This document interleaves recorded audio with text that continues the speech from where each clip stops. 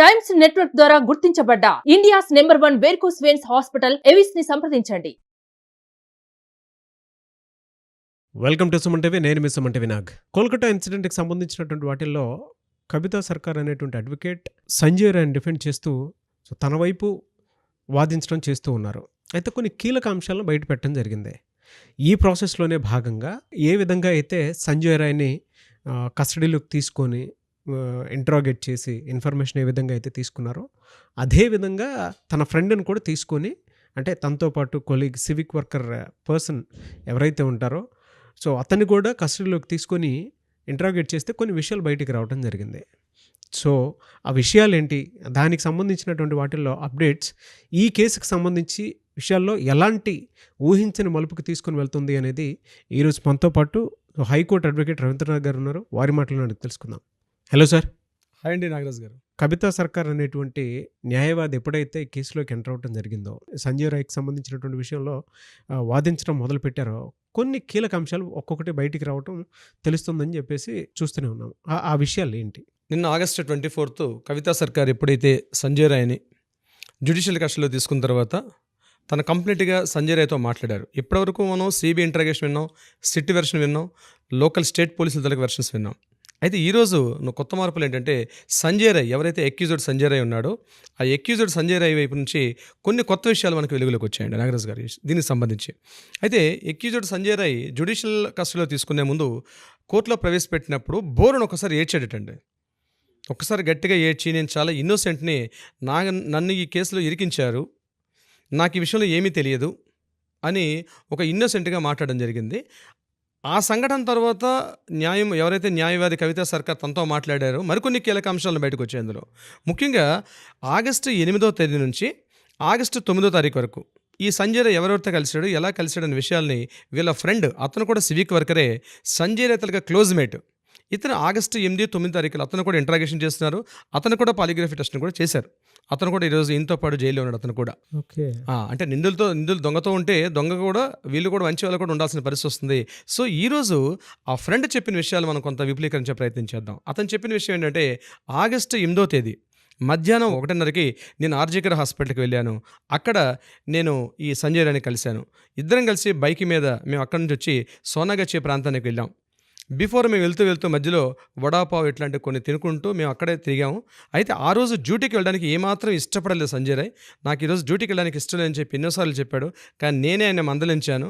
చాలా లీవ్స్ తీసుకున్నా, ఖచ్చితంగా నేను డ్యూటీకి వెళ్ళాలని చెప్పడం జరిగింది. అలా ఈవినింగ్ వరకు మేము తిరుగుతూ ఈవినింగ్ అరౌండ్ 6:30, 7 o'clockలో మరలా మేము మరలా సోనాగచ్చి ప్రాంతానికి వెళ్ళాం. అక్కడ నుంచి అక్కడ ఒక 2 hours స్పెండ్ చేసాం. అక్కడ నుంచి మరలా మేము చోట్ల అనే ప్రాంతానికి వెళ్ళాం. అక్కడ కూడా అయిపోయిన తర్వాత నేను అరౌండ్ 10:30, 11 o'clock నేను డ్రాప్ చేశాను ఇతని హాస్పిటల్ దగ్గర. డ్రాప్ చేసేసి మరలా నేను వెనక్కి వచ్చేసాను ఆగస్టు 8వ తారీఖు రాత్రి. ఆ తర్వాత ఏం జరిగిందో నాకు తెలియదు. ఇది ఆయన చెప్పిన విషయాలు. ఆగస్టు 9వ తారీఖు మా బ్రదర్కి హెల్త్ బాగాలేదు, ఇదే ఆర్జీకర్ హాస్పిటల్లో చూపించడానికి అవసరం ఉంది, అపాయింట్మెంట్ ఉందని చెప్పి నేను మార్నింగ్ కంటిన్యూస్గా కాల్ చేశాను. కానీ సంజయ్ రాయ్ ఫోన్ లిఫ్ట్ చేయలేదు. కంటిన్యూస్గా నేను ఫోన్ చేసి లిఫ్ట్ చేయలేదు. 12:30 ఆ ప్రాంతంలో ఫోన్ లిఫ్ట్ చేశాడు. లిఫ్ట్ చేసిన తర్వాత నేను మాట్లాడిన మాటలు, హాస్పిటల్ దగ్గర చాలా హడావుడిగా నడుస్తుంది, ఏం జరిగిందని అని అడిగాను నేను. అడిగితే చాలా సాధారణంగా, చాలా సంతోషంగా, అది నీకు ఎందుకు లేరా ఆ విషయం అని చెప్తూ నా ఫోన్ కట్ చేశాడు. అరే ఈరోజు మనం హాస్పిటల్కి వెళ్ళాలి, మా బ్రదర్ని చూపించాలి, నువ్వు కూడా రా హాస్పిటల్కి అంటే నేను ఆ హాస్పిటల్కి రాను అని చెప్పాడు. నేను మరలా 2:30 ఆ ప్రాంతంలో, నాకు తెలియదు ఇతనే అందులో ఈ కలిపిట్, అతను కూడా నా ఫ్రెండ్ ఉన్నాడు విషయం నాకు తెలియదు, డౌట్ పడుతున్నారు. నేను 2:30 ఆగస్టు 9వ తారీఖు మధ్యాహ్నం 2:30 ప్రాంతంలో నేను వెళ్ళి కలిశాను. మరలా మేము ఇద్దరం కలిసి లిక్కర్ తీసుకుని 5:30 టైంలో నేను అక్కడి నుంచి మరలా వెళ్ళిపోయాను. పోలీసుల తర్వాత జరిగిన సంఘటన అంతా మనకు తెలిసిందే. ఇది తను చెప్పినటువంటి డీటెయిల్ చేసిన విషయాలు. సో ఆ రాత్రి ఆగస్టు 8 మధ్యాహ్నం రాత్రి 11 నుంచి మార్నింగ్ వరకు, ఉదయం 10 గంటల వరకు ఏం జరిగిందో నాకు తెలియదు అని చాలా ఇన్నోసెంట్గా చెప్పాడు సంజయ్ రాయ్ యొక్క ఫ్రెండ్. అతనికి కూడా పాలిగ్రాఫ్ టెస్ట్ చేస్తున్నారు, అతన్ని కూడా కస్టడీలో తీసుకున్నారు. మిగిలిన విషయాలు ఇంకేమంటే మనకు ముందుగా తెలుస్తుంది. ఈ విషయాన్ని కట్ చేస్తే సంజయ్ రాయ్ని ఎప్పుడైతే జ్యుడిషియల్ కస్టడీలో తీసుకున్నారో ఈయనకి సంబంధించినటువంటి ఒక 53 ఐటమ్స్, అంటే ఇన్క్రిమినేటింగ్ ఐటమ్స్ అంటారు, అంటే నేరస్తునికి సంబంధించిన వస్తువులు, నేరం చేయడానికి పురుగొలిపిన వస్తువులు. అంటే ఏంటి, ఏ రోజైతే ఆయన ఉన్నటువంటి జీన్ ప్యాంట్ ఉంది, అలాగే షర్ట్ ఉంది, ఆయన తాలూకా హెల్మెట్, అరౌండ్ ఇంక్లూడింగ్ ఆయన బైక్ని కూడా సీజ్ చేశారు. స్టేట్ పోలీసులు ముందు రోజు సీజ్ చేశారు అవన్నీ కూడా.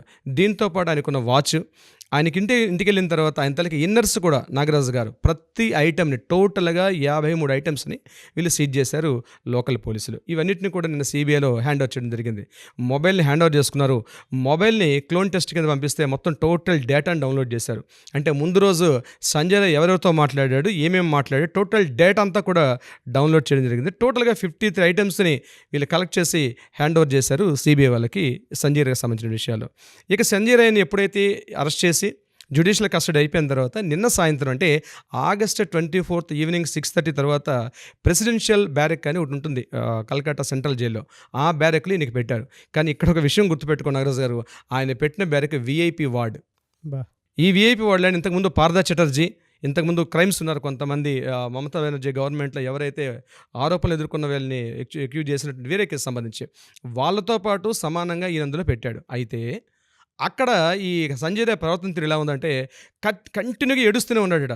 నన్ను 2 వారాల పాటు నన్ను టార్చర్ చేస్తున్నారు, నాకు నిద్ర లేదు, నేను డే అండ్ నైట్ 14 days నన్ను మీరు టార్చర్ చేస్తున్నారు, నన్ను నిద్రపోనియండి అని చెప్పి గట్టిగా అరుపులటండి బ్యారెక్లో. ఆయన ఉన్నటువంటి బ్యారెక్లో అరుపులు కూడా రికార్డ్ చేశారండి సిబిఐ వాళ్ళు. ఆయన ఎలోన్గా పెట్టారు, నైట్ ఫుడ్ ఇచ్చారు, డ్రెస్ ఇచ్చారు, వాటర్ గ్లాస్తో వాటర్ ఇచ్చారు ఆ ప్రాంతానికి. అవి తప్ప వేరే వస్తువులు ఆయన దగ్గర పెట్టి, ఎందుకంటే సూసైడ్ చేసుకునే ఉంటాయి కాబట్టి ఏవైతే సూసైడ్కి సంబంధించిన లేని విషయాలు అక్కడ పెట్టి దూరం వస్తే నన్ను నిద్రపోనండి. నన్ను నైట్ కూడా పాలిగ్రాఫ్ టెస్ట్ కోసం అని చెప్పి జ్యుడిషియల్ కస్టడీలో ఉన్నటువంటి కవితా సర్కార్ సమక్షంలో జరపడానికి వెళ్తే టెస్ట్కి ఇప్పుడు నేను రెడీగా మిడ్ నైట్ వద్దు, రేపు మార్నింగ్ పెట్టండి, నేను నిద్రపోవాలి. చూడండి, ఒక నిందితుడు అంత క్రూరత్వంగా మనకందిన ఇన్ఫర్మేషన్ ప్రకారం చెప్తున్నానండి, చేసిన వ్యక్తి ఒక నిద్రకి ఎట్లా అరుస్తున్నాడు ఆయన చూడండి ఆ బ్యారెక్స్లో ఉన్నట్టు. మార్నింగ్ మీడియా వాళ్ళు ఈరోజు మార్నింగ్ మీడియా వెళ్ళి చుట్టూ చూసేసరికల్లా అందరూ అంటున్నాడు మాకు నిద్ర లేదు, వీడు అరుపులు అరుస్తున్నాడు అని చెప్పేసి. ఇక్కడ నేను చెప్పే ఉద్దేశం నాగరాజు గారు, ప్రతి టైం టు టైం మనం అప్డేట్ ఇస్తున్నాం మనం. కానీ సంజయ్ రాయ్ని జ్యుడిషియల్ కస్టడీలో తీసుకున్న తర్వాత, కవితా సర్కార్ గారు హ్యాండ్ ఓవర్ చేసుకున్న తర్వాత మనకు ఒక్కొక్క విషయం వెలుగులోకి వస్తుంది. సంజయ్ రాయ్ చేశాడా చేయలేదంది మనకి నెక్స్ట్ ట్రయల్స్లోనూ బెంచ్ మీద మనకు వచ్చినప్పుడు తర్వాత తెలుస్తాయి. కానీ ఏం జరిగింది, సంఘటన ఎలా జరిగింది, అయితే ఇప్పుడుకున్న ప్రైమ్ ఎవిడెన్స్ ప్రకారం మాత్రం సంజయ్ రాయ్ ఇస్ ద ప్రధాన అక్యూజ్డ్, ఇతనే నిందితుడు అనే చెప్పే విషయాలు అయితే వెలుగులోకి వస్తున్నాయి.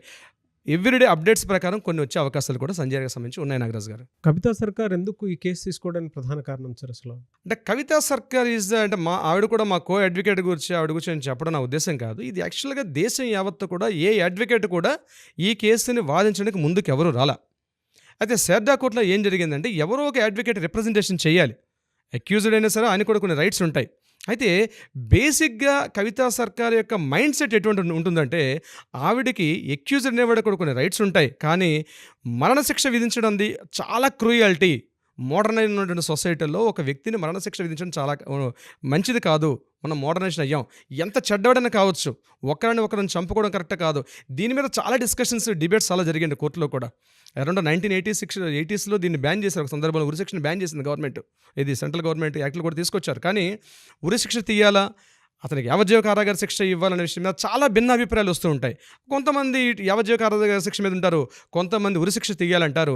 అయితే కవితా సర్కార్ యొక్క యాటిట్యూడ్ ఎలా ఉంటుందంటే నిందితుడు కూడా రైట్స్ ఉంటాయి, కానీ యావజ్జీవ కారాగార శిక్ష కన్నా మించిన శిక్ష లేదు కాబట్టి ఉరిశిక్ష తీసే అధికారం సాటి మానవుడిగా లేదు, ముందు హ్యూమానిటీ వాల్యూస్ ఉండాలి అని వాదించే వ్యక్తిలో కవితా సర్కార్ ఒకరు. బ్యాక్గ్రౌండ్ సార్ అంటే జనరల్ బ్యాక్గ్రౌండ్ తంది. షీఈ్ యాక్చువల్గా లోకల్గా కలకట్టాలో ఉన్నటువంటి ఒక మ్యాన్షన్స్ అక్కడ లా కాలేజ్ కంప్లీట్ చేశారు. అక్కడ నుంచి ఆవిడ తన లా డిగ్రీ అంతా కంప్లీట్ చేశారు. అక్కడ తనకి సివిల్ కేసెస్లో చాలా ప్రావీణ్యం సంపాదించుకున్నారు. ముఖ్యంగా 6 points మనం చెప్పుకోవచ్చు ఆవిడ. ఇది ఫస్ట్ ఏంటంటే కవితా సర్కార్ శారదా కోర్టు ఆవిడకి జ్యుడిషియల్ కస్టడీలో అంటే అక్యూజ్డ్ తరపున డిఫెన్స్ లాయర్గా డిఫెన్స్ లాయర్గా అపాయింట్ చేయడం జరిగింది. First point. Second number 2 point అంటే ఈవిడ అక్కడ హుగ్లీ మెన్షన్స్ లా కాలేజ్ నుంచి ఈవిడ సెకండ్ పట్టా పొందారు. తర్వాత అక్కడే సివిల్ ప్రాక్టీస్ చేస్తున్నారు ఆవిడ. అక్కడ చేస్తూ సల్సా అంటే south Asian legal services association తరపున ఈవిడ అక్కడికి వెళ్ళిన తర్వాత ఈ క్రిమినల్ లా మీద కొంత పట్టు సాధించారు. ముఖ్యంగా ఈవిడ ఏంటంటే కోర్టులో 4th పాయింట్ మనం చెప్పుకునేది, కోర్టులో ట్రయల్స్లో ఉండేటప్పుడు జడ్జిమెంట్ డిక్లేర్ చేసేస్తారు. డిక్లేర్ చేయకపోయినా జడ్జిమెంట్ మనం ప్రిడిక్ట్ చేస్తాం. అటువంటిది జరగకూడదు, ట్రయల్స్లో ఉన్నంత మాత్రాన ఒక అక్యూజ్డ్కి జడ్జిమెంట్ ఇవ్వకూడదు అని వాదించడంలో ఈవిడ చాలా ప్రధానరాలు ఆవిడ. సో 5th పాయింట్ మనం చెప్పుకుంటే ఈవిడికి యాక్చువల్గా ఈ మరణశిక్ష తరపున ఇట్లాంటి అక్యూజ్డ్ తరపున వాదించడంలో ఈవిడ చాలా సిద్ధహస్తురాలు. ఈవిడ అక్యూజ్డ్ కేసు అని డిఫెన్స్ లాయర్గా. ఒక విమెన్కి అన్యాయం జరిగింది, జస్టిస్ త్వరగా రావాలని దేశం మొత్తం కోరుకుంటూ ఉంటే కవితా సర్కార్ గారు ఒక విమెన్ అయ్యి ఉండి ఈ కేసును వాదించడానికి, సంజయ్ రాయ్ని డిఫెండ్ చేయడానికి తీసుకోవడం జరిగింది. దీని మీద కూడా కొన్ని చర్చలు ఉన్నాయండి. ఎందుకు కవితా సర్కార్ గారు తీసుకోవడానికి ప్రధాన కారణాలు అంటారు సార్ అసలు? అంటే ఈ కేసులో జనరల్గా పోలీస్ డిపార్ట్మెంట్కి జ్యుడిషియరీకి ఎప్పుడు కూడా టామ్ అండ్ జెర్రీ ఆట నడుస్తుంటుందండి. ఫ్రమ్ డే బిగిన్ నుంచి కూడా ప్రతి ఇష్యూలో కూడా ఇది ఒక టామ్ అండ్ జెర్రీ ఎప్పుడు కూడా ఉంటుంది. జ్యుడిషియరీకి, లా అండ్ ఆర్డర్ పోలీస్ డిపార్ట్మెంట్స్కి. తొందరగా law and order department police వాళ్ళు, అది సిబిఐ కావచ్చు, law and order local state police కావచ్చు, ఎనీవన్, అది సిట్ కావచ్చు, వీళ్ళకి ఎలా ఉంటుందంటే తొందరగా సాక్ష్యాలను క్లోజ్ చేసేసుకొని తొందరగా జడ్జిమెంట్ ఇచ్చేస్తా బాగున్ను, కామన్ మెన్గా ఉన్నటువంటి ఎవిడెన్సెస్ కలెక్ట్ చేసి ఇంట్రాగేషన్స్ కంప్లీట్ చేసేస్తే ఇచ్చేద్దాం ఉంటుంది. కానీ జ్యుడిషియరీ అట్లా ఉండదండి. Each and every pin point all of సెగ్మెంట్స్లో కూడా కలెక్ట్ చేసే టోటల్ ఇన్ఫర్మేషన్ తీసుకునే ఉద్దేశంలో ఉంటారు. అయితే మనందరికీ కనిపిస్తున్న పాయింట్ ఇక్కడ ఎక్యూజ్డ్ సంజయ్ రాయ్ అనే మనకు కనిపిస్తుంది. కానీ అసలు విషయం సంజయ్ రాయ్ కాదు, దీని వెనకాలేవో పెద్ద చేపలు ఉన్నాయి. ఇది బహుశా కవితా సర్కార్ తాలూకు ఇంటెన్షన్ నేను అనుకుంటానండి. యాక్చువల్గా యాజ్ ఎ హ్యూమన్ బీయింగ్ మనం కూడా అనుకుంటాం, తొందరగా ఎక్యూజర్కి ఉరిశిక్ష వేసిస్తే బాగున్ను, ఆవిడ ఆత్మ శాంతిస్తుంది, విక్టిమ్కి న్యాయం జరుగుతుంది, ఇట్లాంటివి మనం అనుకుంటాం యాజ్ ఎ కామన్ మెన్గా. బట్ కవితా సర్కార్ యొక్క ఇంటెన్షన్ ఏమేమి ఉండొచ్చు నేను అనుకుంటున్నానంటే, బహుశా కవితా సర్కార్కి ఏంటంటే she's a daring dashing woman అండి. డెఫినెట్గా విక్టిమ్కి అన్యాయం జరిగింది, కానీ ఈ కేసును తొందరగా ఎక్యూజ్డ్ సంజయ్ రాయ్ మీద చూపించేసి సంజయ్ రాయ్ని ఉరిశిక్ష తీసేస్తే నెక్స్ట్ జరగాల్సిన ఇందులో చాలా పెద్ద పెద్ద చేపలు, పెద్ద తలకాయలు, చాలా ఒక బ్యూరోక్రాట్స్, ఒక వ్యవస్థ ఉంది, వాళ్ళని కూడా వెలుగులోకి తీసుకొని రావాలి అని బహుశా అయి ఉండొచ్చు నా అభిప్రాయం. అందుకని బహుశా కవితా సర్కార్ ఇమీడియట్గా జ్యుడిషియల్ కస్టడీలో ఆవిడ ఇంట్రాగేషన్ చేయడం, కొత్త విషయాలు వెలుగులోకి తీసుకున్నాను. ఎందుకంటే ఆయన ఒపీనియన్ కూడా, ఆయన వాయిస్ని కూడా మీడియాలో బయటకు రావాలి. ఇది సంజయ్ రాయ్ ఏమనుకుంటున్నాడు, ఎగ్జాక్ట్ జరిగింది, ఇప్పటివరకు మీడియా వెర్షన్ విన్నాం, అనేది పోలీస్ వెర్షన్స్ విన్నాం, సంజయ్ రాయ్ వెర్షన్ కూడా వినాలి కదా. ఆవిడ తీసుకోవడం వల్ల మనకి ఈ విషయాలు బయటకు వచ్చాయి. ఈరోజు వాళ్ళ ఫ్రెండ్ ఏం చెప్పాడు, అసలు ఆ కోర్టులో ఏం జరుగుతుంది, ఈయన ఏ బ్యారెక్లో ఉన్నాడు, ఏ సిచ్యువేషన్లో ఉన్నాడు అన్న విషయం కూడా మనకి తెలుస్తుంది. డెఫినెట్గా ఇవన్నీ కూడా రేపు సుప్రీంకోర్టులో ముందు పెట్టేటప్పుడు ట్రయల్స్లో ఈచ్ అండ్ ఎవ్రీ పాయింట్ కూడా వ్యాలిడ్ పాయింట్ అవుతుంది.